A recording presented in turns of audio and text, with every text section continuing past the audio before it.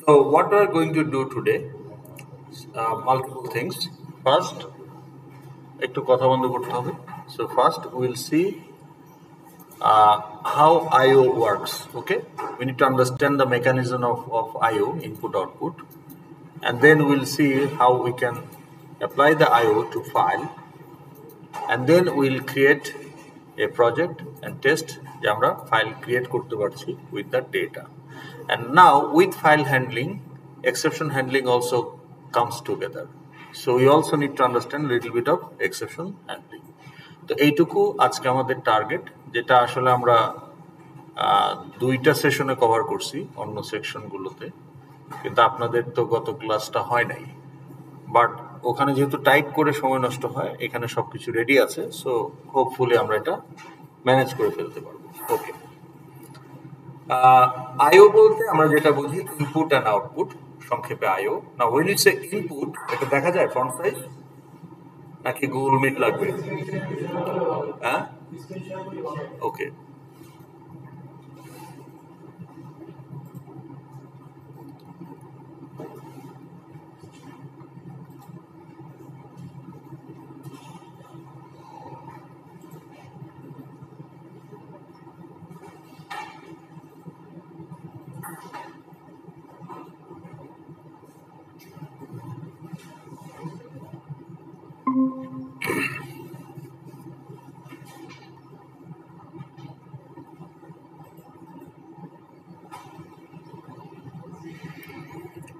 ওকে, so আমরা যখন বলছি আইও অর্থাৎ input and output, input for what?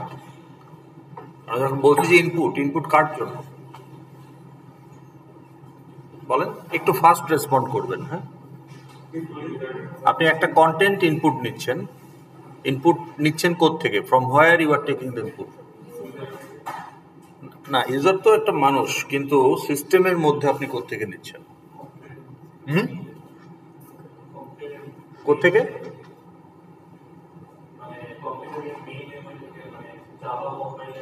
না, আমি এখন ইনপুট নিতে চাই, আমার একটা অ্যাড্রেস ইনপুট নিতে চাই, তাহলে ইনপুটটা কোত্থেকে নিব? What is the source of input? Screen থেকে কি আমি ইনপুট নিব?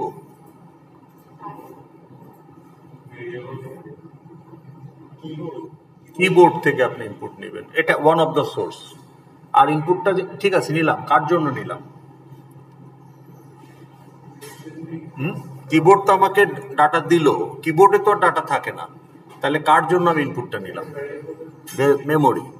তার মানে আমরা যখন বলছি যে ইনপুট অর্থাৎ writing content from source to the memory, মানে ইনপুট ফর মেমোরি. আউটপুট মানে মেমোরি কন্টেন্ট ডেস্টিনেশনে পাঠানো, ওকে, অ্যাজ এ আউটপুট. তাহলে for input there will be a source, এখান থেকে আমার মেমোরিতে ডাটা আসবে, আর ফর আউটপুট আমার কন্টেন্ট মেমোরি থেকে আসবে অথবা লিটারাল থেকে আসবে, and it will go to a destination.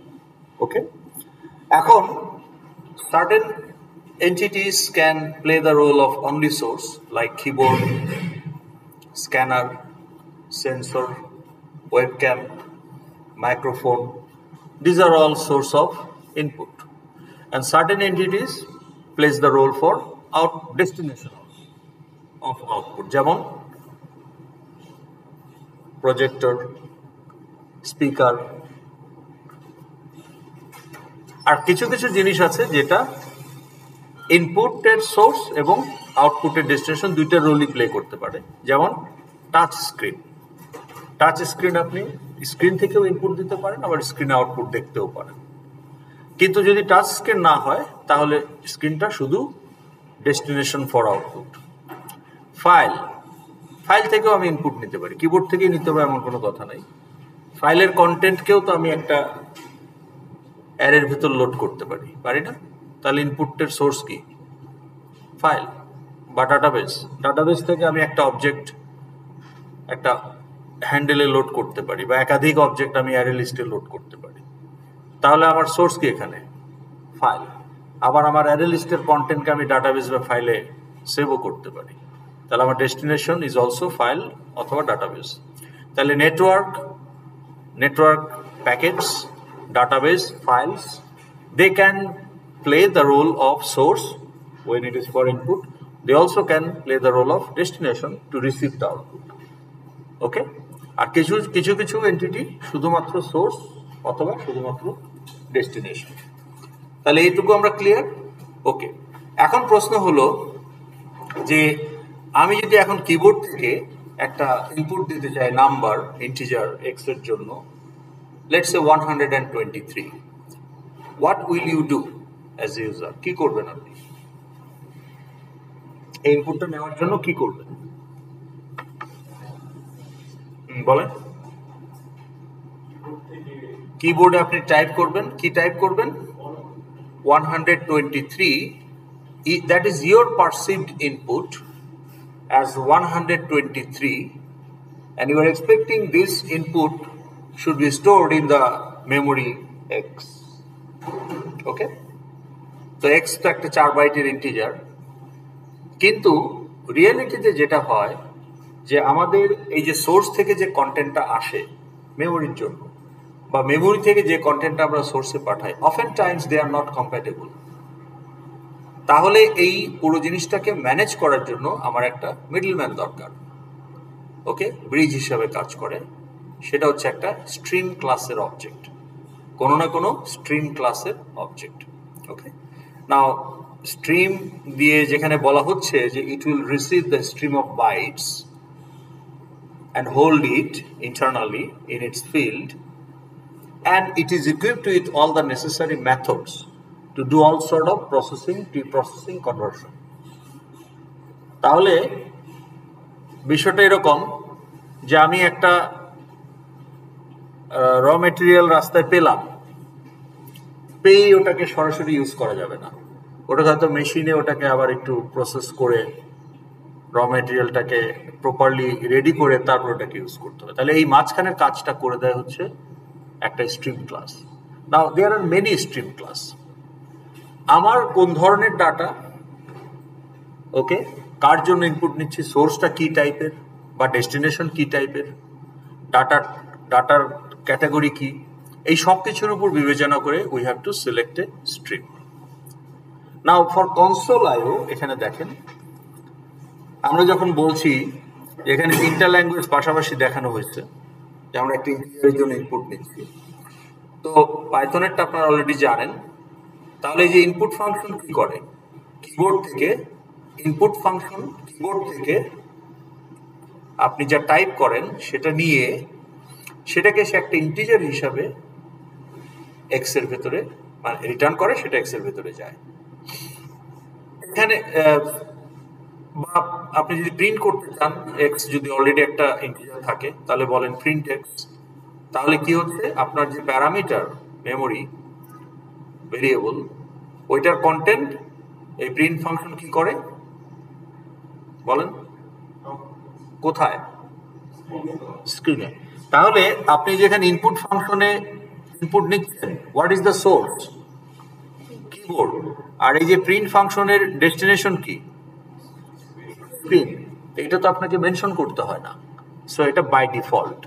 তাহলে for input function the default source হচ্ছে keyboard, and for print function default destination হচ্ছে স্ক্রিন।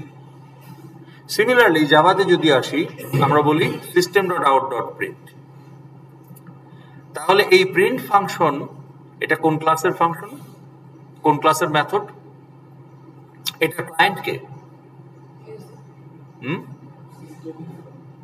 এই প্রিন্ট মেথডের ক্লায়েন্টকে না, এই কোড দেখে বলেন, according to the code out. কিন্তু আউট আবার বোঝা যাচ্ছে ইন্ডিপেন্ডেন্ট না, ওইটা আবার সিস্টেমের একটা মেম্বার। তো সিস্টেমটা কি ক্লাস না অবজেক্ট?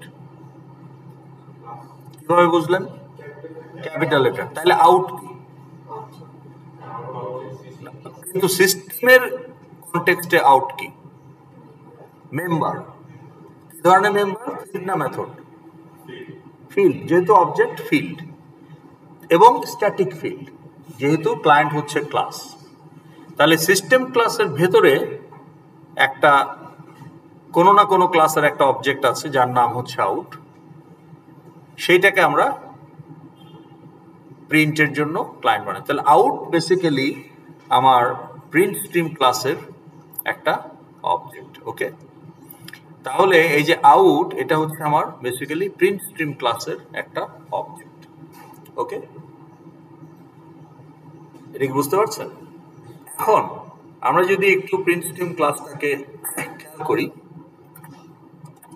System ক্লাসটাকে,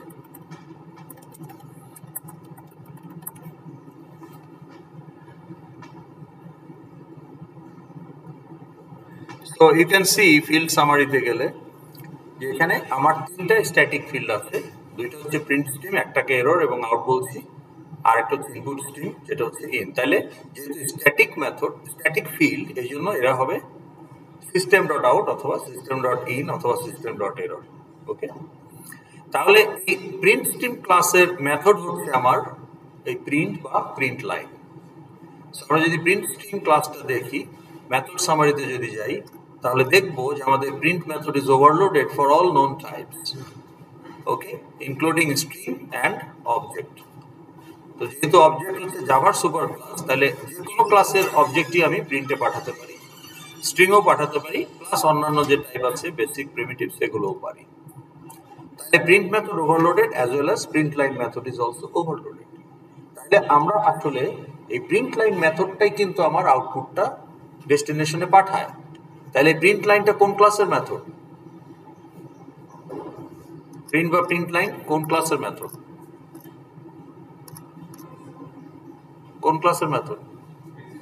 print stream. তাহলে এই প্রিন্ট স্ট্রিম ক্লাস হচ্ছে একটা স্ট্রিম ক্লাস। তাহলে আমার এক্স আর স্ক্রিনের মাঝখানে এই প্রিন্ট স্ট্রিম ক্লাসটা রোল প্লে করতেছে। ওকে, আচ্ছা, এখন দেখেন এই স্ট্রিম ক্লাস কেন লাগে তাহলে মাঝখানে? ওকে, ভালো কথা। সো আপনাকে যদি কোশ্চেন করা হয় যে why we need stream class as a middleman, okay, why we need to use a stream instance as a bridge between memory and source or destination during IO operation? কেন? এটার অ্যান্সারটা কি দিতে পারেন তাহলে? একটু চিন্তা করেন দেখি।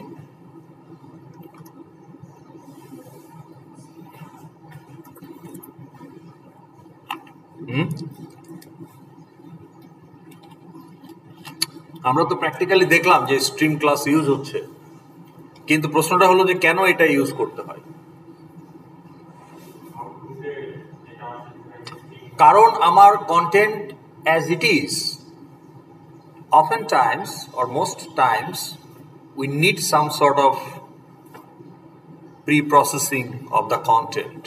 ওকে, সোর্স থেকে হলে সোর্স থেকে যেটা পেলাম, বা মেমোরি থেকে পাঠানোর আগে মেমোরি থেকে যেটা পেলাম, এটাকে অ্যাজ ইট ইজ দিলে পরে অনেক সময় কি হয় যে আমার ইনফরমেশন চেঞ্জ হয়ে যায়। তো কাজেই আমাকে এই মাঝখানে মিডলম্যান হিসাবে এই স্ট্রিম ক্লাসটা আনতে হচ্ছে। একটা এক্সাম্পল দিলে বুঝতে পারবেন। ধরেন এক্স এর জন্য আমরা ইনপুট নিচ্ছি, তো এটাকে সি প্লাস প্লাস আমরা এইভাবে ইনপুট নিতে পারি, অথবা জাভাতে আমরা স্ক্যানার দিয়ে নিতে পারি। তাহলে স্ক্যানারের সোর্স হিসাবে আমরা সিস্টেম ডট ইন যখন দিচ্ছি তখন কিবোর্ডকে রিপ্রেজেন্ট করে। তাহলে কিবোর্ড থেকে স্ক্যানার ক্লাসের নেক্সট ইন মেথড, তাহলে এই পার্টিকুলার এস এর জন্য আমরা কনস্ট্রাক্টরে সিস্টেম ডট ইন স্পেসিফাই করে দিয়েছি, তার মানে কিবোর্ডটাকে সে সোর্স অফ স্ক্যানিং হিসাবে ইউজ করবে। তাহলে এই পার্টিকুলার স্ক্যানার এস এর জন্য সোর্স হচ্ছে সিস্টেম ডট ইন মানে কিবোর্ড। ওকে, তাহলে এক্স এর মধ্যে আমরা নিলাম। এখন কিবোর্ড থেকে আপনি টাইপ করেছেন 123, আমি ভাবছি যে আমি একটা ইন্টিজার টাইপ করলাম 123, but ultimately I have type 4 characters, character 1, character 2, character 3 and followed by enter key বা carriage return ক্যারেক্টার। ওকে, তাহলে আমি এই ডিফারেন্ট ক্যারেক্টার অ্যাকচুয়ালি এখানে ইনপুট দিয়েছি। তো তাহলে এই 123 এর বাইনারি হচ্ছে 111111011, এটা হচ্ছে 123, অর্থাৎ 64 প্লাস 32 প্লাস 16 প্লাস 8 প্লাস 8 হবে, 4 হবে না, 2 প্লাস 1, এই হচ্ছে 123। তো যেহেতু এটা ইন্টিজার, বাকি নাম্বারটা ছোট, এই জন্য বাকি সব লিডিং 0। নাম্বারটা বড় হলে এদিকে আরো 1 থাকতো। তো তাহলে এই হচ্ছে আমার ইন্টেন্ডেড কন্টেন্ট, যেটা আমি এক্স এর মধ্যে রাখতে চাই। কিন্তু আমি সাপ্লাই দিলাম ক্যারেক্টার 1, যার ASCII কোড 49, আর 49 এর বাইরে নেই হচ্ছে এটা, অর্থাৎ 32 plus 16 plus 1 which is 49। Character 2 হচ্ছে 50, অর্থাৎ 32 প্লাস 16 প্লাস 2। তো যেহেতু 1 বাইট ASCII কোড, তাহলে বাকিগুলো লিডিং 0। তাহলে আমি এই একটা বাইট, এই একটা বাইট, এই একটা বাইট, আর ওই এন্টার ক্যারেজ রিটার্নের জন্য ওটার কোড হচ্ছে 13, তাহলে এই হচ্ছে আমার 4 বাইট। তাহলে আমার গিভেন ইনপুট হচ্ছে এই 4 বাইট, কিন্তু আমার 123 এর বাইনারি হচ্ছে এটা। আমার expected value to be stored in memory of X is this, but I have given this as input. তাহলে তো ডাইরেক্ট রাখা যাবে না, তাহলে কনভার্সনটা কে করে দিবে? Stream class. ওকে, তো তখন we need to process the given bytes and convert them before storing in actual memory of X. Okay, তো এইটা যদি সরাসরি আমি রাখি, তাহলে আমার X এর ভ্যালু তো অন্য কিছু হয়ে যাবে, তাই না? X এর ভ্যালু তখন কি হবে? যদি কনভার্ট করে না রাখি, তখন X এর ভ্যালু অন্যরকম কিছু একটা হয়ে যাবে। এটা কি আছে? 0011 0001, তারপরে 0011 0010, তারপরে কি না, বাইনারিতে দিতে হবে, কারণ এটা তো বাইনারি, তাই না? তাহলে এই যে 0011 0001, এটা হচ্ছে প্রথম বাইট, মানে আমি র ইনপুট যেটা দিয়েছি আর কি কিবোর্ড থেকে, 0011 0010, দেন এগেন 0011 0011, and finally 00001101। তো এই 4 বাইট হচ্ছে আমার কিবোর্ড থেকে ইনপুট, যে 1 2 3 এন্টার। আমি ভাবলাম 123 ইনপুট দিয়ে দিয়েছি, এক্স এর মধ্যে 123 চলে গেছে, কিন্তু স্ট্রিং যদি না থাকতো এবং এটা যদি ডাইরেক্ট এক্স এ যেত, তাহলে এক্স এর ভ্যালু হইতো কি? এক্স এর ভ্যালু হইতো এইটা, 82,53,73,453। আমি তো ভাবতেছি 123। So that is why we need string. So string class is equipped of all sort of methods to do what it needs to do. Okay? তাইলে আমরা স্ট্রিমের ইম্পর্টেন্স বুঝলাম। এখন আমার যদি পারপাস হয় ইনপুট নেওয়া, তাহলে ইনপুট ক্যাটাগরির একটা স্ট্রিম ক্লাস আমাকে চুজ করতে হবে। আর যদি আমার পারপাস হয় আউটপুট জেনারেট করা, তাহলে আউটপুট ক্যাটাগরির একটা স্ট্রিম আমাকে চুজ করতে হবে। ওকে, ফাইন। তো এখন এই সিস্টেম ডট, এখন এখানে খেয়াল করেন যে আমি যখন বলছি যে প্রিন্ট এক্স, এটা স্ক্রিনে যাচ্ছে, এটা তো প্রিন্টারেও যেতে পারত, স্ক্রিনেই কেন যাচ্ছে? যখন আপনি বলছেন system dot out dot print, system dot out dot print যখন আপনি বলছেন, কোথায় না, এই যেখানেই আছে, হ্যাঁ, তাহলে এখানে যখন আপনি বলছেন যে system dot out dot print, আমরা জানি যে এটা স্ক্রিনে চলে যাচ্ছে। তো স্ক্রিনে যে চলে যাচ্ছে, এটা কোথায় বলা আছে না? খেয়াল করেন, স্ট্রিম একটা স্পেশাল ক্লাস, যে একটা ইনপুট ক্যাটাগরি স্ট্রিম হলে একটা সোর্সকে সে ওপেন করবে এবং সেই সোর্স থেকে ইনপুট নেবে। তাহলে stream will make a connection with the source, যদি ইনপুট টাইপের স্ট্রিম হয়। আর যদি আউটপুট টাইপের স্ট্রিম হয়, তাহলে stream will make a connection to the destination. তাহলে আমার এই যে আউট, এইটাই তো আমার স্ট্রিম অবজেক্ট, এটার নাম হচ্ছে আউট। তো তার প্রমাণ তো আমরা দেখলাম যে ফিল্ডের নাম হচ্ছে আউট। তো বেসিক্যালি আউট হচ্ছে একটা প্রিন্ট স্ট্রিম টাইপের একটা অবজেক্ট হ্যান্ডেল। তো তার মানে এই out need to make a connection with the screen, অথবা এই in need to make a connection with the keyboard. যাতে সিস্টেম ডট ইন বললেই এটা কিবোর্ডটাকে ডিফল্ট সোর্স হিসাবে ট্রিট করে, আর সিস্টেম ডট আউট বললেই সে ডিফল্ট ডেস্টিনেশন হিসাবে ট্রিট করে। এখন এই ডিফল্ট কানেকশনটা সিস্টেম ক্লাস কনস্ট্রাক্টর এই কাজটা করে রাখে। তার মানে সিস্টেম ক্লাসের ভেতরে যে দুইটা অবজেক্ট আছে, তিনটা ইনফ্যাক্ট, আউট, ইন এবং এরর, এদের সোর্স এবং ডেস্টিনেশন সিস্টেম ক্লাস ডিসাইড করে রেখে দেয়। তাহলে আমাদের জন্য এটা একদম ইজি।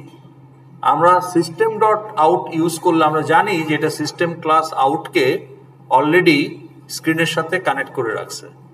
আমরা সিস্টেম ডট ইন যদি ইউজ করি, আমরা জানি যে সিস্টেম ক্লাস অলরেডি তার ফিল্ড ইনকে কিবোর্ডের সাথে কানেক্ট করে রাখছে। কিন্তু আমি চাইলে আমার নিজের অবজেক্টও ইউজ করতে পারতাম। আমি এই সিস্টেমের আউটকে ইউজ না করে আমি নিজেই একটা প্রিন্ট স্ট্রিং ডিক্লেয়ার করতে পারতাম, my out equal to new print string. এবং আমি কিন্তু চাইলে my out dot print x এটাও করতে পারতাম। কিন্তু এটা না করে আমরা system dot out dot print কেন ইউজ করি? কারণ আমি যখন আমার নিজের অবজেক্ট ইনস্ট্যান্সিয়েট করব, ওর কোনো ডেস্টিনেশন নাই, তাহলে আমাকে এক্সট্রা কোড লিখতে হবে to connect my out with the desired destination, then only this will work. এটা যেহেতু একটা কমন একটা কাজ, এই হেডেকটা আমি নিতে চাই না, এই জন্য আমি আমার নিজের মাই আউট ইউজ না করে আমি সিস্টেমের আউটটাকে ইউজ করি। কারণ 99.99 কেসেস আমি আসলে চাই যে এটা স্ক্রিনেই যাক, কিন্তু আমি চাইলে নিজেরটা ইউজ করতে পারতাম। ওকে, এটা জাস্ট জেনে রাখার জন্য। এখন কনসোল আইওর ক্ষেত্রে ডিফল্ট ঠিক করা থাকে কিবোর্ড অ্যান্ড স্ক্রিন। কারণ হলো আপনার একটাই কিবোর্ড, মাল্টিপল কিবোর্ড আপনি লাগাইতে পারেন ইউএসবি দিয়ে, কিন্তু সেটা সেকেন্ডারি কিবোর্ড হবে। প্রাইমারি কিবোর্ড তো আপনার একটাই। স্ক্রিনের ক্ষেত্রেও প্রাইমারি স্ক্রিন আপনার একটাই। জি জি জি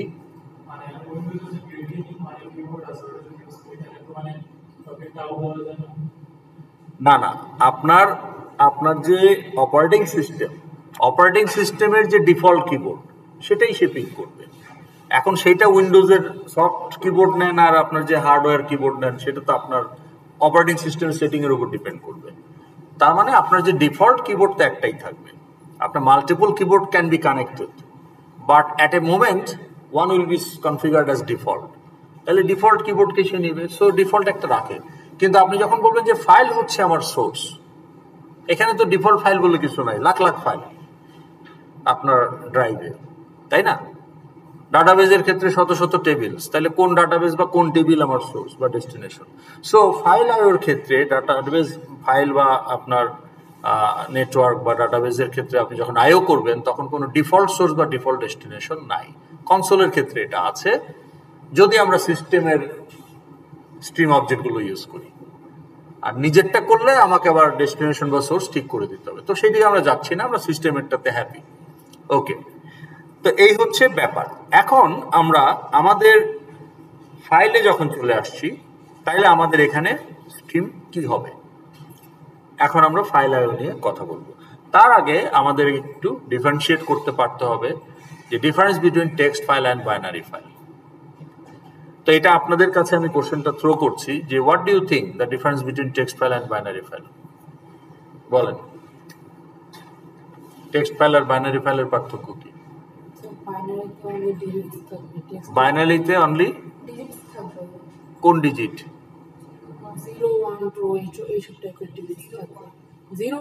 0 1 বাইনারি ডিজিট।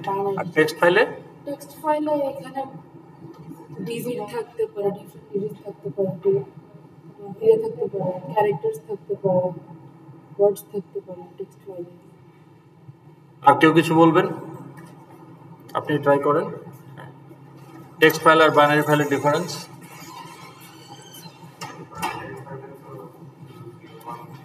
0 1 বাইনারি ডিজিট থাকবে, আর টেক্সট ফাইলে? আচ্ছা, তো এইখানে আমাদের একটা মিসকনসেপশন হচ্ছে, তো এইটা আমাদের আসলে একটু ক্লিয়ার করা দরকার। হার্ড হার্ডওয়্যার লেভেলে অর্থাৎ ফিজিক্যাল লেভেলে সবই 0 1। টেক্সট ফাইলে আমরা কি রাখি? টেক্সট, হিউম্যান রিডেবল টেক্সট, অর্থাৎ the characters that we can recognise from a keyboard.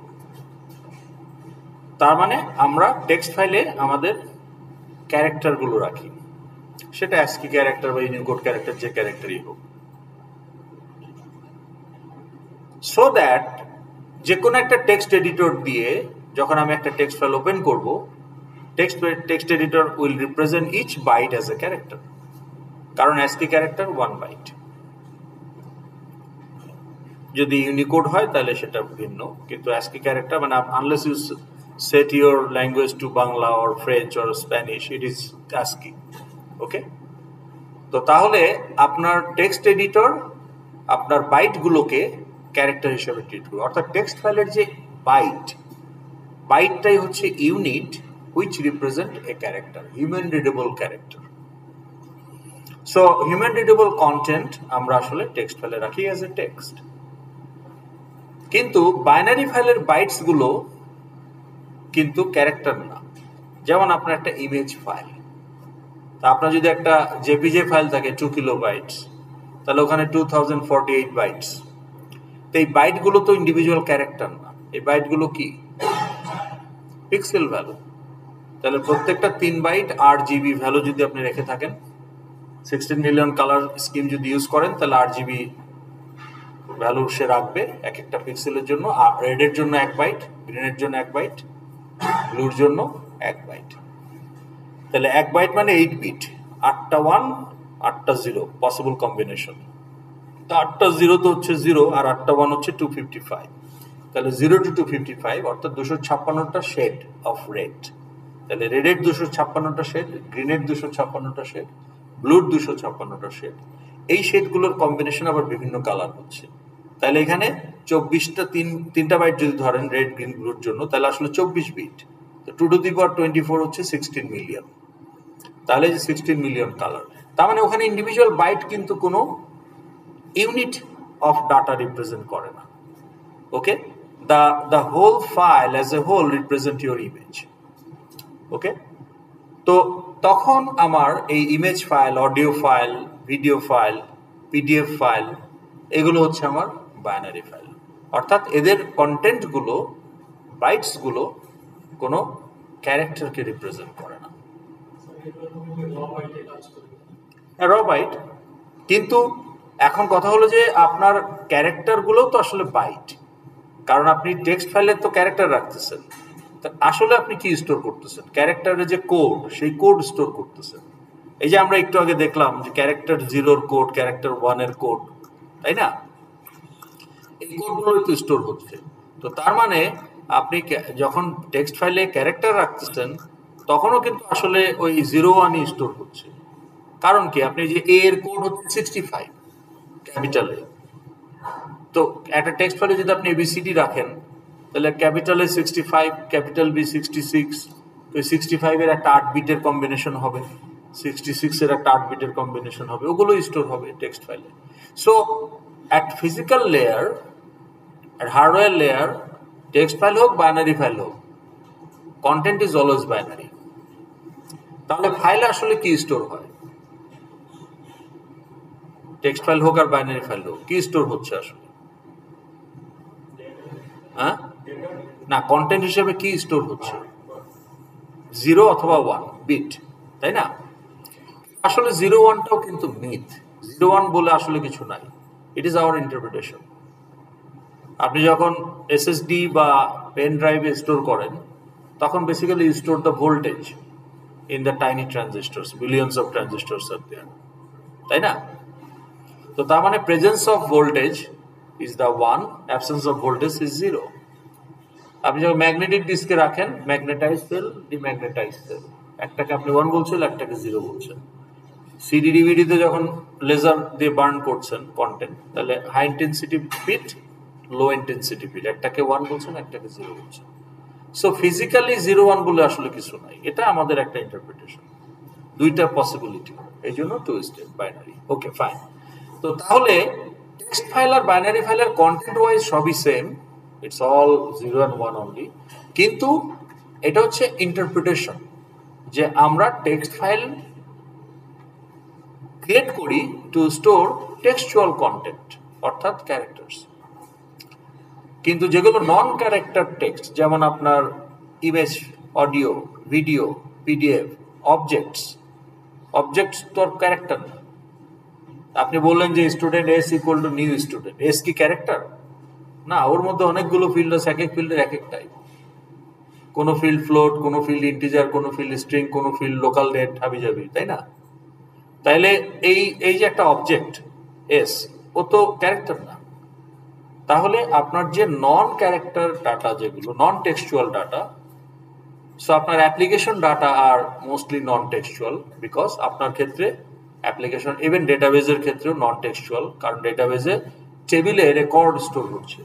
তাহলে record is not a character string, okay, it's a combination of many data fields or attributes. তাহলে এগুলোকে আমরা বাইনারি ফাইলে রাখবো, কারণ আমার নন টেক্সচুয়াল ডাটাকে যদি আমি টেক্সট ফাইলে রাখতে চাই, ওটাকে টেক্সটে কনভার্ট করে রাখতে হবে। আবার রিড করার তো আমি একটা অবজেক্টকে যদি টেক্সট ফাইলে রাখি, অবজেক্টটাকে টু স্ট্রিং করে তার স্ট্রিংটা স্টোর করতে হবে। আবার ওটা যখন রিড করব স্ট্রিং, ওই স্ট্রিং দিয়ে আমার কোনো কাজেই লাগবে না, ওটাকে আবার অবজেক্টে রিকনভার্ট করে তারপরে আমি মেথড ইউজ করতে পারবো ওই ক্লায়েন্ট হিসাবে। তাহলে এই যে একটা huge conversion reconversion, it creates a huge bottleneck, execution bottleneck, if your data volume is high. That's why text file is not a suitable solution for application data. তাহলে আপনাদের প্রজেক্টে আপনারা বাইনারি ফাইল ইউজ করবেন। Text ফাইলের scope খুব limited, যেমন fact, user manual, help, okay, about the company, এই ধরনের কিছু ইনফরমেটিভ কন্টেন্ট যেটা অ্যাপ্লিকেশন ডাটা না, static data, descriptive data for open for anybody, এই ধরনের কিছু কন্টেন্ট আপনি টেক্সট ফাইলে রাখতে পারেন ফর ইউর প্রজেক্ট। কিন্তু আপনার যে মডেল ক্লাসগুলো আপনি বানাচ্ছেন, আপনার যে 20টা মডেল ক্লাস, তার মধ্যে 18টা হচ্ছে নন অ্যাবস্ট্রাক্ট, যে যাদেরকে আপনি ইনস্ট্যান্সিয়েট করবেন, তাহলে এদেরকে আপনি বাইনারি ফাইলে রাখবেন। ওকে, তাহলে আমরা ক্লিয়ার মোটামুটি? ওকে, এখন প্রশ্ন হলো যে আমার এই বাইনারি ফাইল বা টেক্সট ফাইল যেটাই হোক, আমি এখন স্ট্রিং ব্যবহার করব। ওকে, এখন আসেন আমরা যদি এখানে দেখি, আমাদের এই ডিফারেন্স এগুলো পড়ে নেন আপনারা। এখন এখানে দেখেন আমরা স্ট্রিং যেটা ইউজ করব সেটা হলো যে এই ফাইল হ্যান্ডলিং এর জন্য যে স্ট্রিমগুলো আছে, স্ট্রিম ক্লাসগুলো আছে, এরা আবার বিভিন্ন সাব ক্যাটাগরিতে বিভক্ত। ওকে, আমার যদি র বাইট নিয়ে কাজ করতে হয়, তাহলে আমি বাইট স্ট্রিম সাব ক্যাটাগরিতে ঢুকবো। আমি যদি টেক্সট ফাইল নিয়ে কাজ করি, তাহলে ক্যারেক্টার স্ট্রিম ক্যাটাগরির একটা স্ট্রিম ক্লাস ইউজ করব। আমি যদি non data types including string, primitives, wrapper, এগুলো নিয়ে যদি কাজ করি, তাহলে আমি ডাটা স্ট্রিম নিয়ে কাজ করব। আর যদি আমি সরাসরি অবজেক্ট নিয়ে কাজ করি, যেটা আমাদের ক্ষেত্রে হবে, তাহলে আমরা অবজেক্ট স্ট্রিম ইউজ করব। এবং গ্রিন কালারে যেগুলো, এগুলো হচ্ছে ক্লাস নেম। তাহলে আমি যদি একটা টেক্সট ফাইল ক্রিয়েট করতে চাই, রাইটিং মানে আউটপুট, তাহলে আমার স্ট্রিমের নাম হচ্ছে ফাইল রাইটার। আমি যদি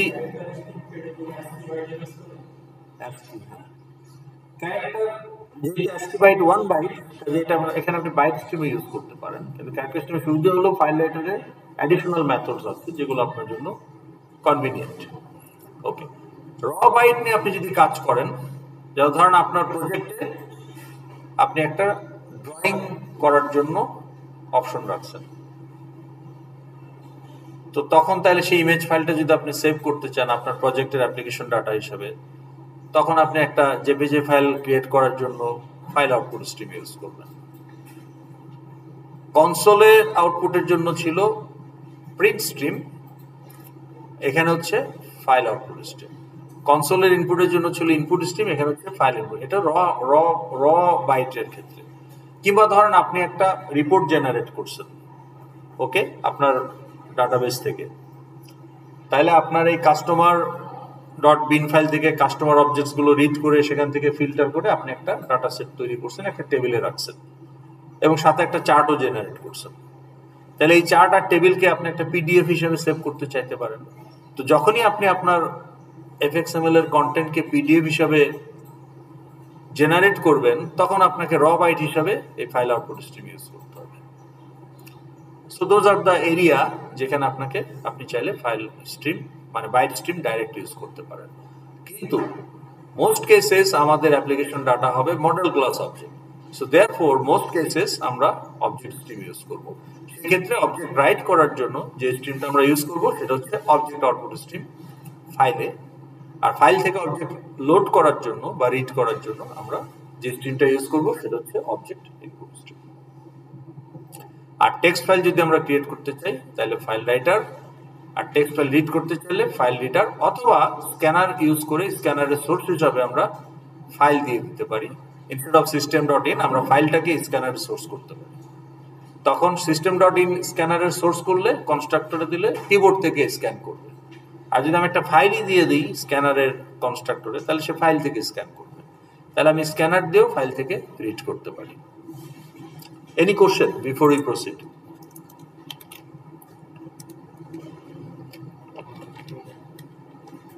ওকে, এখন আমাদের মিনি আইরাস প্রজেক্টে যদি আমরা যাই,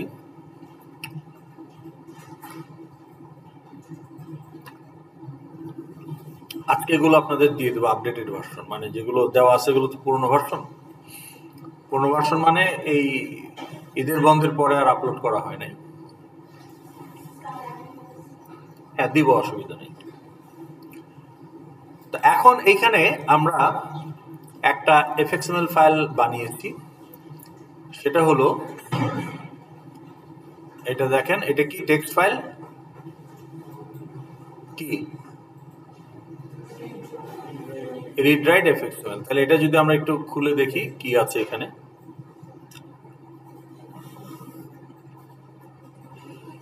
তেমন কিছু নাই, খুব বেসিক জিনিস।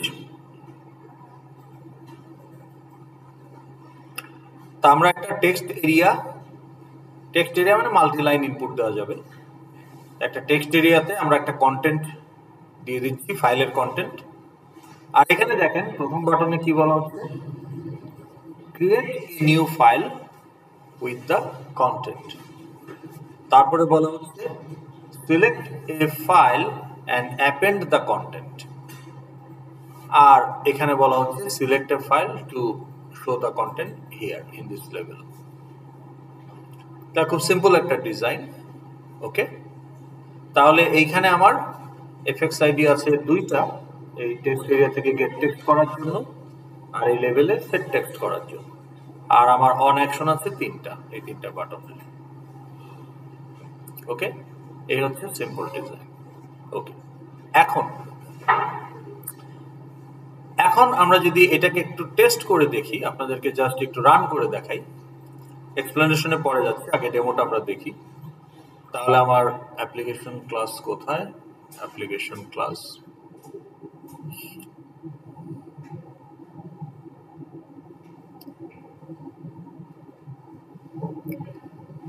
তা আমি একটু প্রজেক্ট ফোল্ডারে যেতে চাচ্ছি।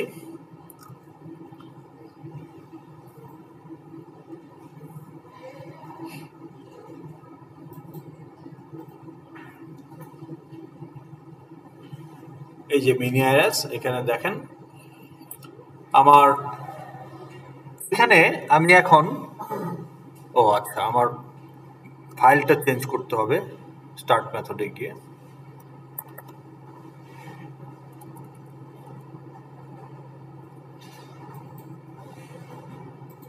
টেক্সট ফাইল, হ্যাঁ এটা।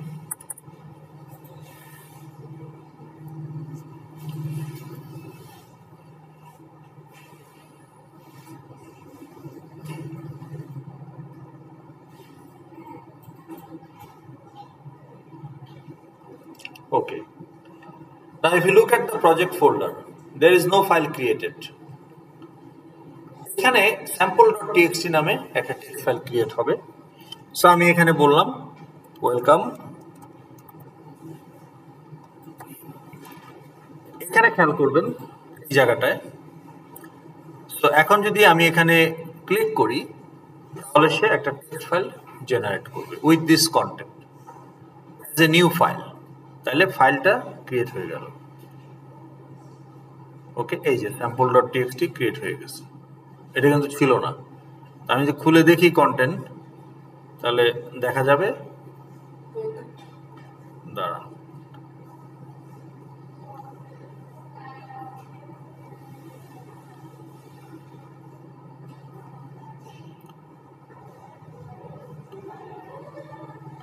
ক্রিয়েট হয়েছে কি? হ্যাঁ, আচ্ছা ঠিক আছে। এটা যেটা হয়েছে, এটা কোথায় ক্রিয়েট করলাম, কন্ট্রোলারে যে যাই একটু, এটা অন পারপাস এটা আমি করেছিলাম।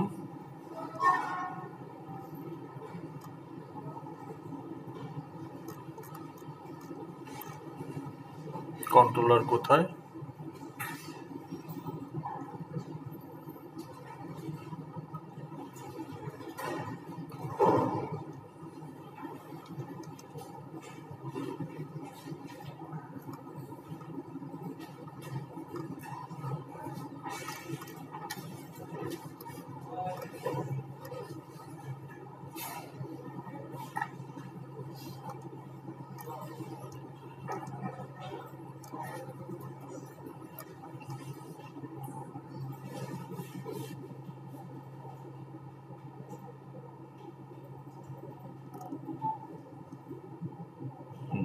ঠিক আছে, না এটা না,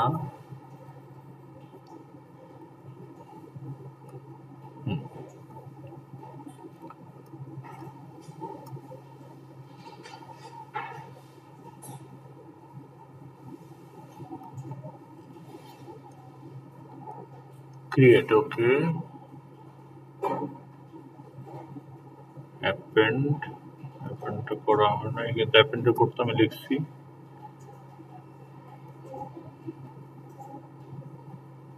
এতগুলো ফাইল তো ক্লোজ করে দিই।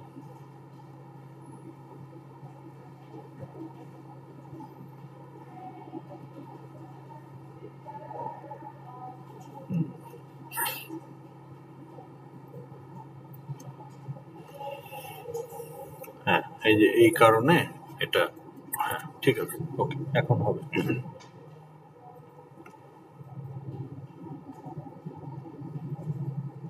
ওকে,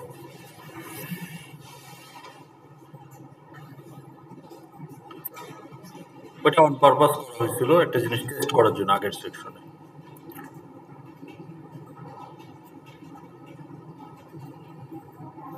ওকে, এখন আমরা এখানে কিন্তু নাই, sample.txt ফাইলটা নাই, রাইট? আমরা এখন এখানে কন্টেন্ট দিলাম, welcome to IUB for example. তাহলে এখানে ক্লিক করলে দেখবেন যে এখানে আমার ফাইলটা ক্রিয়েট হয়ে গেছে, এই যে sample.txt তৈরি হয়ে গেল। আমরা যদি এটা খুলে দেখি কন্টেন্ট, এই যে welcome to IUB content generated, ঠিক আছে? ওকে, এখন আমি যদি আবার ক্লিক করি, প্রোগ্রাম কিন্তু রান করতেছে। ধরেন আমি এখানে বললাম যে quiz 2 is at your doorstep। এখন যদি ক্লিক করি কি হবে? ফাইলের কন্টেন্ট কি আছে? ওয়েলকাম টু আইইউবি অলরেডি দেয়ার। এখন যদি আমি ক্লিক করি কি হবে? না, ফাইলের নাম তো আমি কোডের মধ্যে একটাই রাখছি, sample.txt। তাহলে ফাইলের কন্টেন্ট কি হবে এখন? আগেরটা রিপ্লেস হয়ে যাবে। ওকে, সো দেখেন এই যে এটা দিলাম, এখন ছিল আগে ওয়েলকাম টু আইইউবি, কিন্তু এখন দেখাচ্ছে quiz 2 is at your doorstep। তাহলে এটা হচ্ছে every time it creates the file as a new file even though file exist।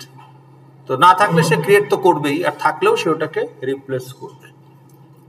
কিন্তু অ্যাপেন্ড তো তা না, অ্যাপেন্ড হচ্ছে যে আমার কন্টেন্ট বাড়তে থাকবে, যতবার রাইট করব ফাইলকে রিপ্লেস করবে না, বরং এক্সিস্টিং ফাইলে সে কন্টেন্ট শেষে গিয়ে অ্যাড করবে। এটা হচ্ছে অ্যাপেন্ড। কোনটা লাগবে আমাদের? দুইটাই লাগতে পারে, আপনার প্রজেক্টে দুইটাই লাগতে পারে, তো কাজেই দুইটাই আমাদের দেখতে হবে। আচ্ছা, এখন অ্যাপেন্ডেডটাতে দেখি। ধরুন আমি এখানে বললাম যে গুড বাই, ওকে, বা no matter what I ain't gonna w, ওকে। তা আপনি এটাকে অ্যাপেন্ড করবেন। এখন এখন এই যে এখানে খেয়াল করেন, ফাইলটা যখন ক্রিয়েট করেছিলাম, ফাইলের কোন ফাইলের নাম কি হবে, কে ঠিক করছে এটা? কে ইউজার? এখানে ইউজার তো আমি ঠিক করছি। তাহলে কে ঠিক করছে? না, এটা স্যাম্পল ডট টিএক্সটি না হয়ে অন্য কোনো নামও তো হইতে পারতো। স্যাম্পল ডট টিএক্সটি নামটা কে ঠিক করে দিল? প্রোগ্রামার। কোডের মধ্যে হার্ড কোড করা, তাই না? কোডের মধ্যে হার্ড কোড করা। তাহলে এই যে কোডের মধ্যে আপনি দেখবেন যেটা হার্ড কোড করা আছে, এই যে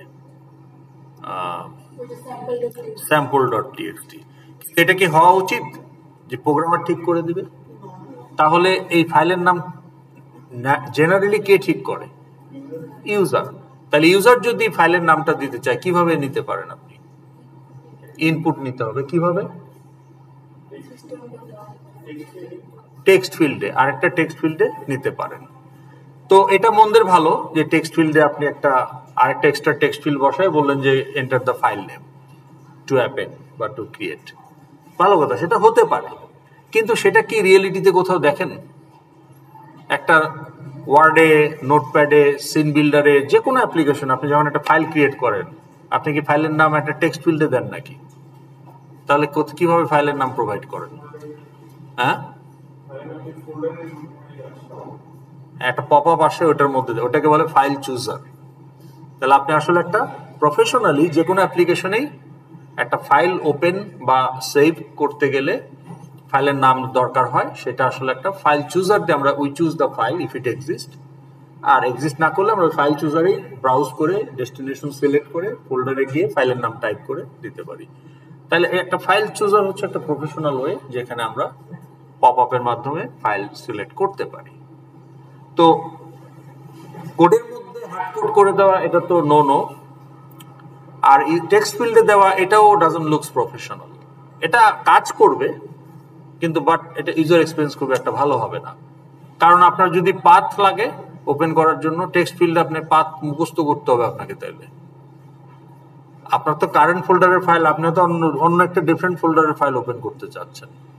তো যদি টেক্সট ফিল্ডে ফাইলের নাম দেন, কারেন্ট ফোল্ডারে না হলে তো পাথ সহ দিতে হবে, তাহলে আপনাকে পাথ মুখস্থ করে রাখতে হবে। তো সেটাও তো প্র্যাকটিক্যাল না। তো ফাইল চুজার হলে আপনার তো পাথ মুখস্থ করতে হবে। You can simply browse and select the file. You can browse and go to that folder and select the file. So file chooser is the professional. তাহলে আমরা এখানে একটা ফাইল চুজার ইউজ করব। এই যে এখানে ক্লিক করলে একটা ফাইল চুজার আসবে। তো এখন এই ফাইল চুজার থেকে আপনি যে কোনো ফাইল ওপেন করতে পারেন। তো এখানে আমরা অ্যাপেন্ড করার জন্য যেহেতু, এই জন্য এটা সেভ অ্যাজ। আর যদি ক্রিয়েট করার জন্য হইতো, মানে রিড করার জন্য হইতো, তাহলে ওপেন। এটা তো রাইট করার জন্য, এই জন্য সেভ অ্যাজ। তো এখন আপনি যে কোনো ফাইলেই অ্যাপেন্ড করতে পারেন। আমাদের যেহেতু মিনি আইরাসের ওইটাতে আমরা করতে চাই ফর ডেমো পারপাস, তাহলে স্যাম্পল ডট টিএক্সটি অলরেডি আছে, এটাই সিলেক্ট করে দিলাম। তাহলে এই ফাইল কিন্তু সিলেক্ট হয়ে গেল।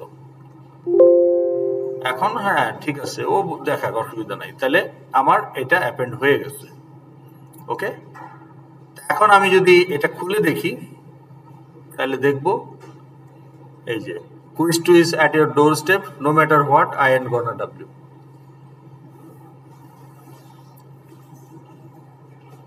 ঠিক আছে, এখন টেক্সট ফাইলের কন্টেন্ট তো আমরা নোটপ্যাডে ডাবল ক্লিক করে খুলে দেখতেছি। বাইনারি ফাইল হলে তো সেটা সম্ভব না ডাবল ক্লিক করে খুলে দেখা। তো তখন আমাকে ওই যে কন্টেন্ট লোড করে আবার দেখতে হবে।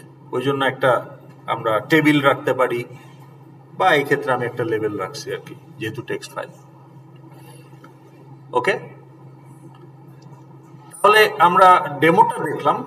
এখন এটার লজিকটা কিভাবে কাজ করে সেটা এখন আমাদের দেখাতে হবে। We have 20 minutes, so we can do it. আজকে আমরা বাইনারি ফাইল ধরতে পারবো না, কিন্তু টেক্সট ফাইলটা আমরা করে ফেলতে পারবো। ওকে,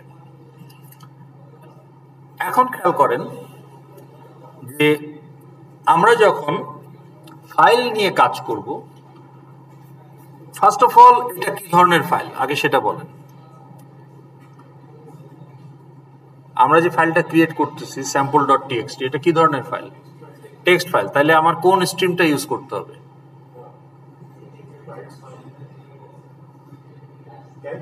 ক্যারেক্টার স্ট্রিম। এবং আমি কি রিড করব না রাইট করব? তাইলে ক্লাস কোনটা হবে? Stream class, output stream class, file writer. তাইলে আমাকে প্রথমে আগে একটা ফাইল রাইটার নিতে হবে, যে file writer fw equal to new file writer. এখন এই ফাইল রাইটারের আমাকে এখন যে কোনো একটা স্ট্রিম ক্লাস যদি আপনাদের দেখাই দিই, বাকিগুলো আপনারা নিজেরাই বুঝবেন। তাহলে ফাইল রাইটারটা আমরা যদি একটু এক্সপ্লোর করি,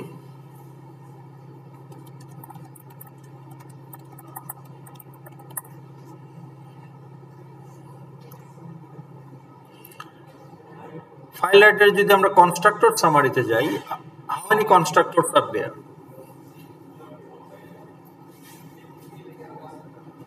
কয়টা কনস্ট্রাক্টর আছে? এটা বলতে এত সময় লাগে কেন? 5টা ওভারলোডেড। ওকে, তো এখানে দেখেন আপনি ফাইলের নামটা কনস্ট্রাক্টরে স্ট্রিং হিসাবে দিয়ে দিতে পারেন। সো এই file writer object fw will make a connection with the file name that you provide. তাহলে আপনি যে ফাইলের নামটা প্রোভাইড করতেছেন সেই ফাইলের সাথে সে একটা কানেকশন তৈরি করবে, অর্থাৎ ফাইলটাকে সে ওপেন করবে, সোজা কথায়। তাহলে আমার কোডে দেখেন আমি বলতে পারতাম, এই যে লাইন নাম্বার 72, লাইন নাম্বার 72 তে আমি বলতে পারতাম যে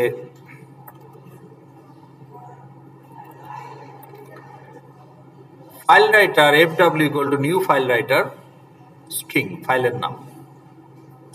তো তাইলে fw opens the file and then I use the write method of the file writer to write the content. Now content যেহেতু text file, content is a string.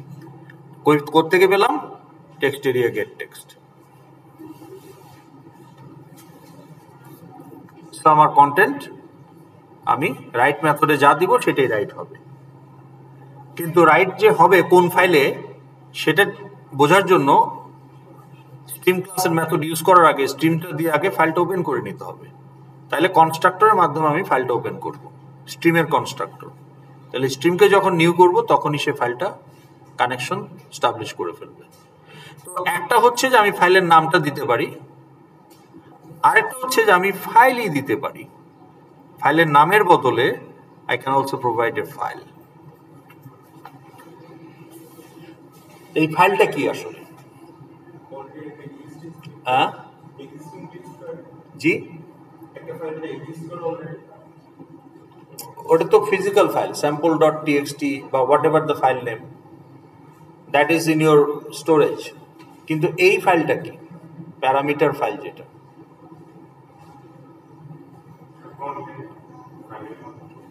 না, এই যে এই প্যারামিটারের নাম কি? ছোট হাতের ফাইল। আর ওটার টাইপ কি? তাহলে এখানে ফাইল হচ্ছে একটা ক্লাস। ফাইল হচ্ছে একটা ক্লাস, যেই ক্লাসটা আপনার ফিজিক্যাল ফাইলের অ্যাট্রিবিউটস রিপ্রেজেন্ট করে। আপনার ফিজিক্যাল ফাইলের টাইপ কি? এটা কি রিড অনলি? এটা কি এক্সিকিউটেবল? এটার লেন্থ কত? এই ফাইলটা এক্সিস্ট করে কিনা?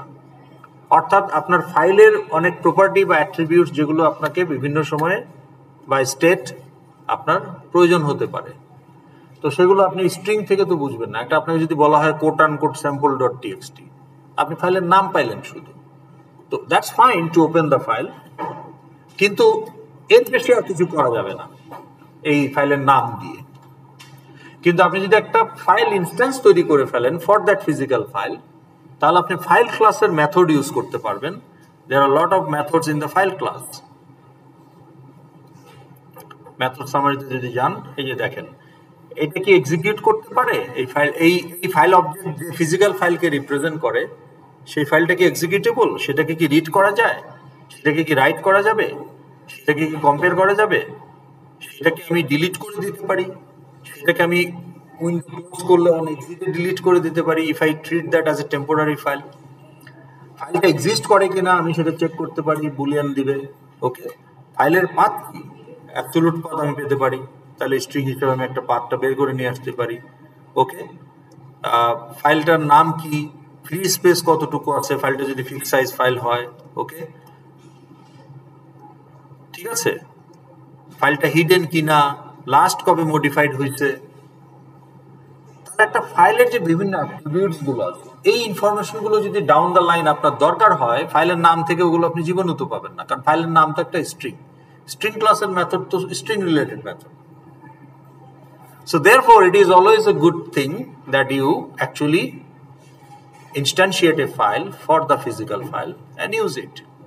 তো আমরা যদি সেটা করি তাহলে সেক্ষেত্রে আমি আর এখানে ফাইলের নামটা হিসাবে কনস্ট্রাক্টরে না দিয়ে আমি একটা ফাইল ইনস্ট্যান্সিয়েট করব, যে file f equal to new file sample.txt। তো তখন আমি কনস্ট্রাক্টরে এই ফাইলটাকে দিতে পারি, and then I can use the write method to write the content. And once your use is done of the file, close the string. String যদি close না করেন তাহলে ফাইলটাকে যখন আপনি কানেক্ট করছেন এখানে, তখন একটা লক তৈরি হচ্ছে on that file for that stream. তাহলে স্ট্রিম 1 যখন ফাইলটাকে ওপেন করবে তখন স্ট্রিম 2 ওই ফাইলটাকে আর কানেক্ট করতে ওপেন করতে পারবে, কারণ তাহলে কি হবে, you will be allowing simultaneous writing. সেটা ফ্ল্যাট ফাইলে অ্যালাউড না, ডাটাবেজে সেটা করতে পারেন, কিন্তু ফ্ল্যাট ফাইলে তো আপনি সাইমultaneous কনকারেন্ট রাইটিং অ্যালাউড না। তাহলে আপনার ডাটা কন্টেনশন বা ডাটা ইন্টিগ্রিটি লুজ হয়ে যাবে, তাই না? আপনি দেখতেছেন টিকিট একটা খালি আছে, তো দুজন অপারেটর একসাথে যদি ইস্যু করে, দুজন একসাথে রাইট করবে, তাই না? That will be A problem. এই জন্য আপনি যখন একটা ফাইল ওপেন করতেছেন একটা স্ট্রিম দিয়ে, ওই ফাইলটা কিন্তু ওই স্ট্রিমের জন্য লক হয়ে যাচ্ছে, যতক্ষণ ওই স্ট্রিম ওটা রিলিজ না করবে অন্য কোনো স্ট্রিম ইউজ করতে পারে। তাহলে আপনার মেথডের স্ট্রিম যখন কাজ শেষ, always you should close the stream so that the file will be released, so that অন্য মেথডের স্ট্রিম বা অন্য ক্লাসের স্ট্রিম আবার সেটাকে ইউজ করতে পারে। ওকে, তো এই যে আমি এটা ক্লোজ না করে যদি রান করি আরেকবার, তাহলে দেখেন কি হবে, ধরেন এটা ডিলিট করে দিচ্ছি। ওকে, নাই, এখন কি আমি ওই স্ট্রিং ক্লোজ করি না, just to show you the demo যে কনসিকোয়েন্সটা কি হতে পারে if you don't close it.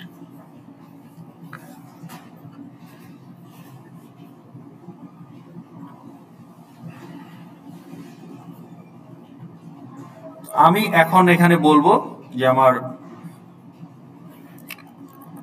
Welcome, তাহলে এই যে দেখেন sample.txt কিন্তু নাই, তাহলে এটাতে ক্লিক করলে কি হবে, আমার fw will make a connection with the file and it will write the content, whatever content is here। তাহলে দেখেন এই ফাইল ক্রিয়েট হয়ে গেছে। কিন্তু আমি যদি ডাবল ক্লিক করি, নোটপ্যাড আমাকে কিছু দেখাচ্ছে না, কেন? ওয়াই? হ্যাঁ, ফাইল তো মাত্র ক্রিয়েট করলাম, ফাইল তো ছিলই না, এই মাত্র ক্রিয়েট হলো। এবং যখন ডাবল ক্লিক করলাম .txt ফাইলে ডাবল ক্লিক করলে উইন্ডোজ ডিফল্ট অ্যাপ্লিকেশন হিসেবে নোটপ্যাড ইউজ করে, কিন্তু নোটপ্যাড আমাকে দেখাচ্ছে না কেন?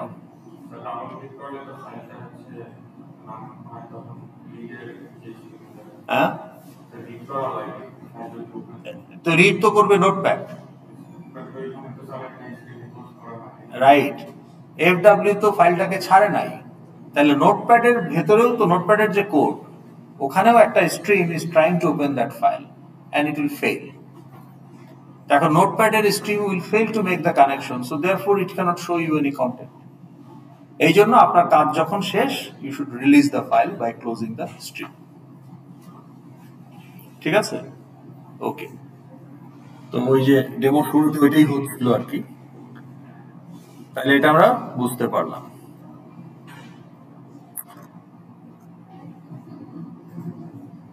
তাহলে আমাকে এটা ক্লোজ করতে হবে। ওকে, এখন আমার আরো কনস্ট্রাক্টর আছে, যে আমি যখন এই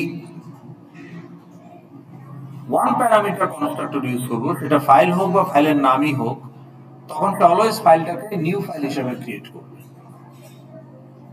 কিন্তু আমি যখন 2 প্যারামিটার কনস্ট্রাক্টর ইউজ করব, ফাইল হলে সাথে একটা বুলিয়ান, স্ট্রিং হলেও সাথে একটা বুলিয়ান যখন দেব তখন অ্যাপেন্ড করার জন্য ফাইলটাকে ওপেন করবে। তা আমি যদি অ্যাপেন্ড করতে চাই তাহলে আমাকে 2 প্যারামিটার কনস্ট্রাক্টর ইউজ করতে হবে এবং সেকেন্ড প্যারামিটার আবার ট্রু হইতে হবে, ফলস হইলে হবে না। সেকেন্ড প্যারামিটার ফলস দেওয়া আর 1 প্যারামিটার ইউজ করা একই কথা। ওকে, তো তাহলে আমাদের যে অ্যাপেন্ড বাটন যেটা ছিল, এখানে আমরা যেটা করতেছি এই যে দেখেন, আমি তো ফাইলটাকে আগে, ওকে, এখন এইখানে আমরা তো হার্ড কোড করে দেই নাই, আমরা ফাইল চুজার দিয়ে ফাইলের নামটা ঠিক করেছি। সো देयरफॉर এখানে আমাদের একটা ফাইল চুজার নিতে হবে প্রথমে, লাইন নাম্বার 94, যে file chooser fc new file chooser. Cool. এখন এই ফাইল চুজার ক্লাসের শো সেভ ডায়ালগ, এই মেথডটা যদি কল করি তাহলে আমার ওই যে সেভ অ্যাজ ডায়ালগটা আসবে। ওকে, কারণ ওর নিজের একটা উইন্ডো আছে, ফাইল চুজার নিজস্ব একটা উইন্ডো আছে কিন্তু স্টেজ। তার মানে আপনার এখানে এই যে এখানে আসলে প্যারামিটার একটা উইন্ডো, কিন্তু আমি নাল দিছি আর কি, বিকজ কোনো parameter, object parameter can also be null, কিন্তু আপনি এখানে একটা উইন্ডো দিতে পারতেন, ঠিক আছে? তাহলে আপনার নিজের একটা স্টেজ যদি আপনি দিয়ে দিতেন একটা নির্দিষ্ট সাইজের, তাহলে ফাইল চুজারটা ওই সাইজের হতো। আমি যেহেতু নাল দিয়ে দিছি, সে একটা ডিফল্ট স্টেজ ইউজ করে। তো এই ফাইল চুজারের এই মেথডটা যখন কল হবে তখন কিন্তু আপনার এই ফাইল চুজারটা পপ আপ করবে। আমি এখানে বলছি শো সেভ ডায়ালগ, রিড করার জন্য হলে বলতাম শো ওপেন ডায়ালগ, তখন ওই যে ওপেন হিসাবে আসতো। তো এই যে এটা আসলো এবং এখানে এই যে লাইন নাম্বার,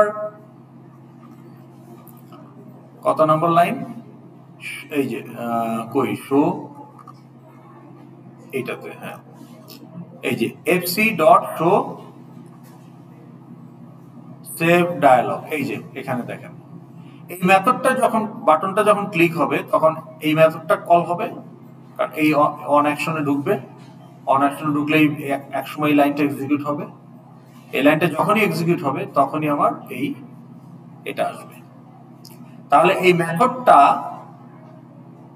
যখন রিটার্ন করবে, কখন এই মেথডটা রিটার্ন করবে, এই যে আমি তো কল করলাম, ও রিটার্ন করবে কখন, মানে এই মেথডটা কমপ্লিট হবে কখন, যখন আমি এই ডায়ালগটাকে ক্লোজ করে দিই। তাহলে ডায়ালগটাকে ক্লোজ করার অপশন কি আছে, কি অপশন আছে? হ্যাঁ, 3 ভাবে করতে পারি। আমি ক্রস দিয়ে ক্লোজ করতে পারি, ক্যান্সেল দিলেও ক্লোজ হবে, আবার ওকে বা সেভ দিলেও ক্লোজ হবে। তাহলে সে রিটার্ন করবে কি? খেয়াল করেন, এই ডায়ালগ থেকেই তো আমাকে জানতে হবে যে কোন ফাইল, তার মানে ও কি রিটার্ন করবে, ফাইলের নাম নাকি ফাইল অবজেক্ট? File object. ওই যে আমরা নিউ ফাইল করছি না, ওই নিউ ফাইল সে ভেতরে করে সে নিজে একটা ফাইল অবজেক্ট রিটার্ন করবে। তো ফাইল অবজেক্ট রিটার্ন করবে কখন? যখন আমি সেভে ক্লিক করব। কিন্তু যদি ক্যান্সেলে ক্লিক করি তাহলে সে নাল রিটার্ন করবে, বা ক্রস দিলে সে নাল রিটার্ন করবে।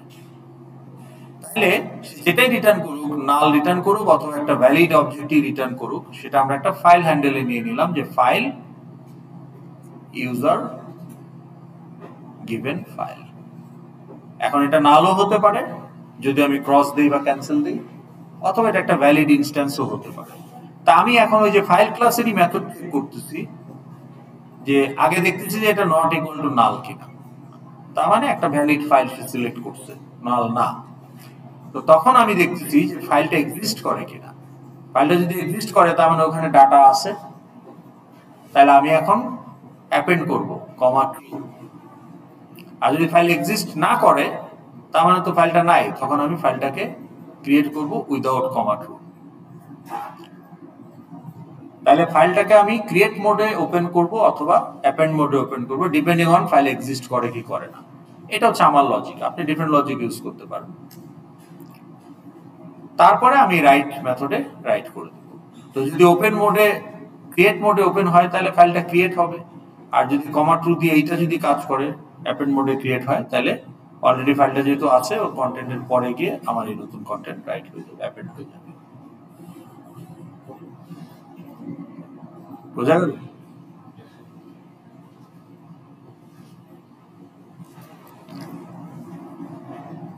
এবং এখানে আমরা এটা ক্লোজ করে দিলাম।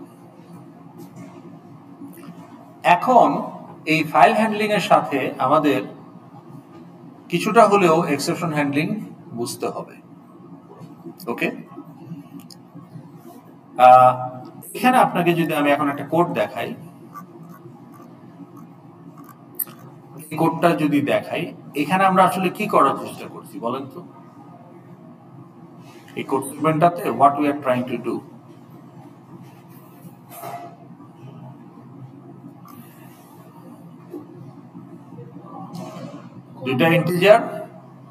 দুইটা ইন্টিজারের ইনপুট নিচ্ছি আমরা কিবোর্ড থেকে স্ক্যানারের মাধ্যমে, কারণ স্ক্যানারের সোর্স হচ্ছে system.in, তারপর আমরা এটাকে ডিভাইড করছি, তাই না?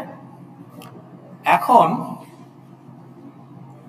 100 বার যদি এটা রান করি 100 বার সে এটা কাজ করবে, এবং আমি হয়তো এরপরে এবিসিটাকে প্রিন্ট করে দিচ্ছি, ভালো কথা।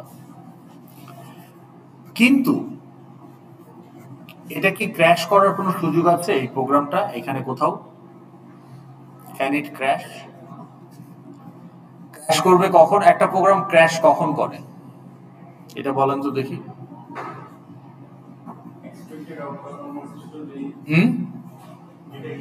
যখন আপনার কোড আর প্রসিড করতে পারে না। আপনার কোডগুলো তো এক্সিকিউট হয় সিকোয়েন্সিয়ালি, ওয়ান আফটার আনাদার। তাহলে আপনি 10 নম্বর লাইন এক্সিকিউট করলেন, তারপরে 11 নম্বর লাইনে যাবে, কিন্তু 10 নম্বর লাইনটা যদি আপনি কমপ্লিট করতে না পারেন, স্টাক হয়ে যান, তাহলে আপনি 11 নম্বর লাইন এক্সিকিউট করবেন কিভাবে? তখন আপনি ওটাকে বলা হয় এক্সেপশন। ওকে, তখন একটা এক্সেপশনাল সিচুয়েশন তৈরি হলো কোনো কারণে, so that your program cannot proceed. তো তখন সে ক্র্যাশ করবে যদি এক্সেপশন হ্যান্ডেল করে না। ওকে, এখন is there any possibility of exception in this code? হ্যাঁ, B0 হলে ডিভিশন বাই 0। ডিভিশন বাই 0 মানে কি? আনডিফাইন্ড। তা আনডিফাইন্ড কে আপনি সি তে রাখবেন কিভাবে? সি তো একটা ফ্লোট, তো তাহলে ওখানে একটা এক্সেপশন হতে পারে। আবার আপনি যে এখানে যে টেক্সট ফিল্ডে আপনারা দিতেন না অ্যারিথমেটিক অপারেশনে, টেক্সট ফিল্ড থেকে গেট টেক্সট করে পার্সেন্ট করতেন, কাজ করছে না? কাজ করছে কি না? আমরা যে টেক্সট ফিল্ডে গেট টেক্সট করে পার্সেন্ট করছি, ইন্টিজার ডট পার্সেন্ট, কাজ করে নাই? প্রত্যেকবার কাজ করছে। কেন করছে? হ্যাঁ, কনভার্ট সে করতে পারছে কেন সাকসেসফুলি? কারণ আমরা অলওয়েজ 0 1 2 এগুলো টাইপ করছি। আপনি টেক্সট ফিল্ডে তো আপনি এবিসিডি টাইপ করতে পারেন, বা ভুলে একটা কমা পড়ে যেতে পারে, তাহলে 1 2 3 পাশে একটা ভুলে কমা পড়ে গেছে, তখন কি পার্সেন্ট ওটাকে পার্স করতে পারবে? তখন কি হবে? হ্যাঁ, তখন হবে ইনপুট ফরম্যাট এক্সেপশন, কারণ সে তো এটাকে ইন্টিজারে কনভার্ট করে এক্স এর মধ্যে দিতে পারবে না, তো তখন সে ওই লাইনটা কমপ্লিট করতে পারতেছে না, সে পরের লাইনেও যেতে পারতেছে না, ক্র্যাশ। ওকে, তাহলে এখানে আমার এই এর ইনপুট নেওয়ার সময় এক্সেপশন হতে পারে যদি আমি উল্টাপাল্টা টাইপ করি, কারণ এখানে এক্সপেক্ট করা হচ্ছে যে একটা ইন্টিজার রিটার্ন করবে, তাহলে ইন্টিজার সে তখনই রিটার্ন করতে পারবে যদি ক্যারেক্টার 0 আর ক্যারেক্টার 9 এর মধ্যে আমি ইনপুটগুলো দিই, কিন্তু অন্য কোনো ক্যারেক্টার দিলেই তখন সে আর ওটাকে সে ইন্টিজারে কনভার্ট করে রিটার্ন করতে পারবে না। তাহলে এখানে একটা প্রবাবিলিটি আছে। এখন এটা হবে না কারণ আমি ইনপুট ঠিকঠাক দিব, কাজে এটা 100 বারের মধ্যে হয়তো 100 বারই ঠিক মতো রান করবে, কিন্তু কোনো একবার যদি হয়ে যায় ভুলে এক্সেপশন, এখানেও ক্র্যাশ করতে পারে, এখানেও ক্র্যাশ করতে পারে। তাহলে এগুলোকে বলা হচ্ছে ক্রিটিক্যাল স্টেটমেন্ট, যেখান থেকে আমার এক্সেপশন হতে পারে। তাহলে এখান থেকে আমার অ্যারিথমেটিক এক্সেপশন হতে পারে ডিভিশন বাই 0। এখন প্রশ্ন হলো যে ক্যান উই অ্যাভয়েড দিস, ধরেন division by 0, can we avoid the division by 0 by optimising our code? How? হ্যাঁ, before performing the division we can always check যে b is non-zero. তাইলে আমরা কোডটাকে একটু অপটিমাইজ করে একটা while লুপের মধ্যে বলে দিতে পারি যে enter a non-zero denominator b. তো b equal to 0 হলে লুপ চলতেই থাকবে। তার মানে ও যতক্ষণ না একটা নন জিরো বি ইনপুট হিসাবে পাচ্ছে লুপ থেকে সে বের হইতে দিবে না। ইভেন্চুয়ালি আপনি যখন এটা পারফর্ম করবেন, it is guaranteed division by zero will not happen. So we can actually avoid that exception by optimising our code. এখন যে সমস্ত স্টেটমেন্ট থেকে এক্সেপশন গুলোকে কোড অপটিমাইজেশনের মাধ্যমে অ্যাভয়েড করা যায়, সেগুলো কম্পাইলার আপনাকে কখনোই বলবে না যে এক্সেপশন হ্যান্ডলিং করো।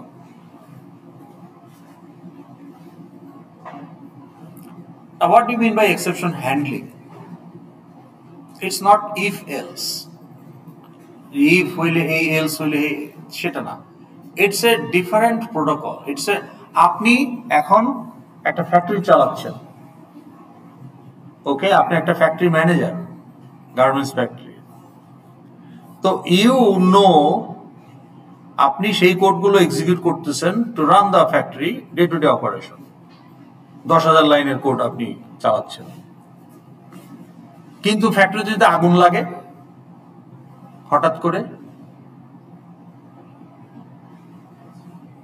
তখন কি হবে? তখন কি আপনি ওই বালতি দিয়ে আগুন নিভানোর চেষ্টা করবেন? কি করবেন? হ্যাঁ, 999-এ ফোন দিয়ে ফায়ার সার্ভিসকে ডাকবেন। তো fire service is not part of your garments company, it's a third party who is specialized in dealing with fire. তো কাজে এই ইফ এলস দিয়ে নিজে নিজে করলে হবে না, আপনাকে স্পেশালিস্ট ডাকতে হবে।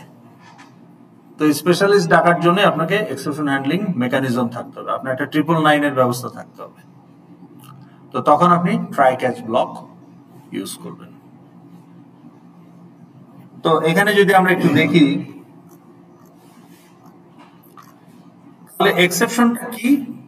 এখন দেখেন, আমার এখানে যদি এক্সেপশন হয়, ধরেন এখানে যদি এক্সেপশন হয়েই যায়, তাহলে কি হবে? একটা এক্সেপশন থ্রো হবে, একটা এক্সেপশন জেনারেট হবে। এক্সেপশনটা কি হতে পারে? আপনি একটা অ্যারে আছে, অ্যারের সাইজ 10, আপনি 11 নম্বর এলিমেন্ট রাখতে চাচ্ছেন, তখন কি ইন্ডেক্স আউট অফ বাউন্ড, তো ওখানে একটা এক্সেপশন হবে। আপনি একটা হ্যান্ডেল ডিক্লেয়ার করছেন, নিউ করেন নাই, কিন্তু ওটাকে ক্লায়েন্ট হিসেবে ইউজ করতেছেন, যে আসিফ ডট পে বিল, তখন কি হবে? আসিফের মেমোরি নাই, আসিফকে ক্লায়েন্ট কিভাবে বানাচ্ছেন, আসিফের ডাটা ইউজ করে সে বিল পে করবে কিভাবে? তো তখন কি হবে? নাল পয়েন্টার এক্সেপশন হবে, যেটা আপনারা অলরেডি দেখছেন। তাহলে নাল পয়েন্টার এক্সেপশন হলে কি আপনার প্রোগ্রাম কন্টিনিউ করে না ক্র্যাশ করে? কারণ আপনি কোনো ট্রাই ক্যাচ দিয়ে ওটাকে হ্যান্ডেলই করেন নাই। কেন করেন নাই? কম্পাইলার আপনাকে ফোর্স করে নাই। কেন কম্পাইলার ফোর্স করে নাই? কারণ null pointer exception is avoidable by optimizing your code. ওটা তো আপনি একটা সিম্পল কোড দিয়ে দেখতে পারেন যে if Asif not equal to null then Asif dot pay bill, একটা ইফ দিলেই এটা হয়ে যাবে। তাহলে যে সমস্ত exception avoidable by code optimisation আপনি করেন বা না করেন, এগুলো হ্যান্ডেল করার জন্য কম্পাইলার কখনোই বলবে না যে স্পেশালিস্ট ডাকো বা স্পেশালিস্ট ডাকার ব্যবস্থা। কিন্তু যে এক্সেপশন গুলো আপনার কোড অপটিমাইজেশনের কন্ট্রোলের বাইরে এক্সটার্নাল ফ্যাক্টরের কারণে হতে পারে, সেগুলো তো আপনাকে হ্যান্ডেল করতে হবে, না হলে তো আপনার প্রোগ্রাম ক্র্যাশ করবে যদি হয়। সো আপনি একটা ভিডিও ডাউনলোড করতেছেন 2 GB, একটা মুভি ডাউনলোড করছেন, 60% ডাউনলোড হওয়ার পরে কি হলো? ওয়াসার লোকজন এসে কোপ দিয়ে আপনার অপটিক ফাইবার কেটে দিল। সো আপনার এই যে video downloading operation, can it proceed? ও তো প্যাকেট আর আসতেছে না, নেটওয়ার্ক পিং হচ্ছে না। তো আপনার কোড অপটিমাইজেশন এখানে কি ঘন্টা করবে? আপনার প্রোগ্রামের, আপনার যে ডাউনলোডার প্রোগ্রাম, তার optimise code cannot help it, কারণ এখানে অপটিক ফাইবার কাটা পড়ে গেছে, বা আপনার রাউটারের ইউপিএস বন্ধ হয়ে গেছে, পাওয়ার চলে গেছে। তাহলে এই যে ডাটাবেস, ফাইল, সেন্সর, নেটওয়ার্ক, এই ধরনের যে কানেকশন গুলো আপনি ইউজ করেন এবং ওই অপারেশনস গুলো করার সময় যদি এক্সেপশন হয় ডিউ টু এক্সটার্নাল ফ্যাক্টরস, সেইটা আপনি গ্যারান্টি দিয়ে আপনার কোড অপটিমাইজেশন এখানে কোনো হেল্প করতে পারবে না। যদি হয় তাহলে হবে, নাও হইতে পারে, কিন্তু হইলে আপনি ঠেকাইতে পারবেন না। তো যেহেতু আপনার কোড অপটিমাইজেশন এখানে আপনাকে হেল্প করছে না, সো দেয়ারফর কম্পাইলার তখন আপনাকে বলবে যে বাবা তুমি যে এত বড় ফ্যাক্টরি চালাইতেছো, তোমার যদি এখানে আগুন লাগে তুমি কি জানো ফায়ার ব্রিগেডে কিভাবে ডাকতে হয়? তো জানি না, তাহলে এটা আগে শিখে আসো। তার মানে তুমি এখন ট্রাই ক্যাচ ইউজ করো। তো file handling is such area যেখানে আপনাকে এক্সেপশন হ্যান্ডলিং করতে হবে, মাপ নাই। ওকে, সো দেয়ারফর আমাদের ট্রাই ক্যাচ ব্লক ইউজ করতে হবে। তো আজকে আপনাদের সময় নাই, সময় পার হয়ে গেছে, ঠিক আছে? এখান থেকে আমরা প্রসিড করবো। তাহলে আমাকে একটু রিমাইন্ডার দিবেন নেক্সট ক্লাসে যে আমরা ট্রাই ক্যাচ দিয়ে শুরু করব, এক্সেপশন হ্যান্ডলিংটা একটু আলোচনা করে। আমরা টেক্সট ফাইল তো দেখলাম, আমরা অ্যাকচুয়ালি বাইনারি ফাইল পুরোটা করে ফেলবো। সো নেক্সট ক্লাসে আপনাদের 2টা সেশন থাকবে মানডেতে, তাই না? তা আমরা এই ফাইল হ্যান্ডলিং সাথে সাথে চার্ট কিভাবে জেনারেট করতে হয় পুরোটা আমরা শেষ করে ফেলবো নেক্সট ক্লাসে, ঠিক আছে? আপনাদের এখন যে কাজটা করতে হবে, আপনাদের এই 17 তারিখ দেওয়া আছে প্রজেক্ট সাবমিশন, সেটা হয়তো 18 হতে পারে, মানে নেক্সট উইকের মধ্যে আপনারা প্রজেক্টটাকে দাঁড় করায় সাবমিট করে দিবেন। এবং তার পরের উইকে আমরা হয় আপনাদের ফাইনাল নিব অথবা আপনাদের ভাইবা গুলো হবে। আর ভাইবা হয়ে গেলে তাহলে কি হবে যে আপনার এই যে 29 তারিখ থেকে ফাইনাল শুরু, 29 থেকে 5 রেজিস্ট্রার অফিসের শিডিউল, তাহলে সেই অনুযায়ী আপনি যদি এই ভাইবার ফর্মালিটিস গুলো শেষ করে রাখতে পারেন, তাহলে যেটা সুবিধা হবে সেটা হলো যে you will be fully prepared for final. Okay, ঠিক আছে, তাহলে এখন এইভাবে আগাইতে থাকেন।